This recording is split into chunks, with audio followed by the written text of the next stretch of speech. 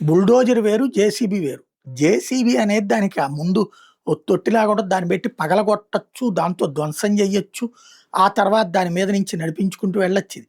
Bulldozer అనేటటువంటిది ఒక పెద్ద రాయిలాగా ఉండేటటువంటి 3 టైర్లుంటాయి. అవి మామూలు టైర్లు గాదు, రాతి టైర్లే. అది దాని మీద నడుపుకుంటూ వెళ్తే, ఆ మొత్తం ఆ బరువుకి అక్కడ నలిగిపోతుంటది. ఉత్తరప్రదేశ్‌లో జేసినా, ఉత్తరాఖండ్‌లో జేసినా, బెంగాల్‌లో జేసినా, బీహార్‌లో జేసినా, ఏ రాష్ట్రంలోనైనా సరే బుల్డోజర్ కాదు వాడుతుంది. కానీ మన పదం మాత్రం బుల్డోజర్ వాడుతున్నారంటున్నాం.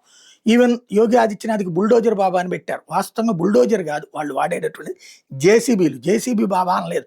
ఎందుకంటే మన నోటిలో నానేటటువంటి దాంట్లో జేసీబీ లేదు. జేసీబీ అని గాకుండా బుల్డోజర్ అనేస్తున్నాం. వాస్తవంగా భారతదేశంలో ఈ ఏడాది కాలం 3 ఏళ్ల కాలంలోనట 6,00,000 మెషిన్స్ అడిగారట. జేసీబీ కొంటున్నారట. ఆహ్, ప్రొడ్యూస్ చేస్తున్నారట. అలాగే అమ్ముతున్నారట.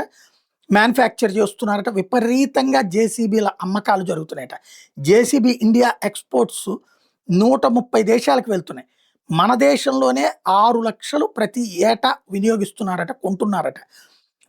టోటల్‌గా 70% జేసీబీలు పూణేలోనే తయారవుతుంది. ఇక్కడ ఈ జేసీబీ అనేటటువంటిది ఉట్టి ఏదో బీజేపీ వాళ్ళు కూలగొట్టడానికో, లేకపోతే కాంగ్రెస్ వాళ్ళు కూలగొట్టడానికో వాడేది గాదు. అవి వన్ ఆఫ్ ద ఫ్యాక్టర్. మనకి దేశంలో మానవ వనరుల కొరత ఏర్పడిపోయింది. భవన నిర్మాణాలు కావచ్చు, లేదంటే గనక ఏదన్నా డిస్మాండిల్ చేసేటటువంటిది కావచ్చు.